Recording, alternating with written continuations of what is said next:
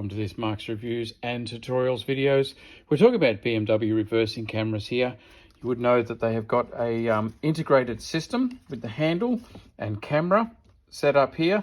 This is a made in China copy to replace the camera, much cheaper than the original camera. Original BMW camera actually has a big module in it and a plug in the back with about 8 pins. Have a look here at the pins and the camera. This guy here, it says it's a direct fit is the wording on the listing, but it's absolutely not. It doesn't come with any of the electronics for the handle, so you've got to swap over that, fair enough. But the camera itself, have a look at the plug that comes with it. It's actually got a little 4-pin plug that doesn't plug into anything on the BMW. The BMW has the pins in the camera and a plug which goes in. It has like 8. This has this set of wires here, which receives that 4-pin plug.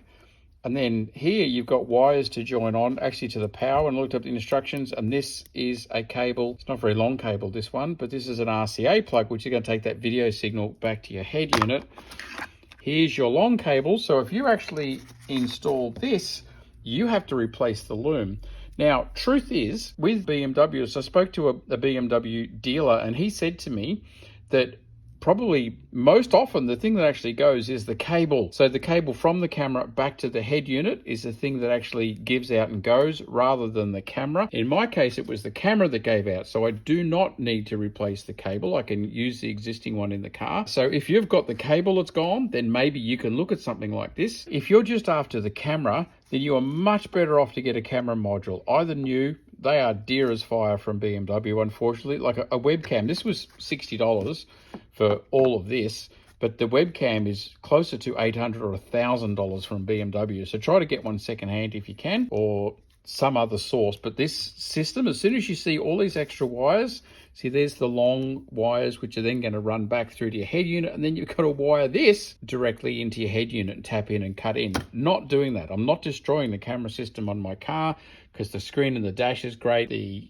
cable I know is good. It was checked. So my last piece of advice to you is take it to BMW, either a dealer who specializes in BMW or European cars, and get them to check, because they can use their software and actually check if it's the camera, if it's the cable, if it's the head unit, find out what's going wrong and what's broken.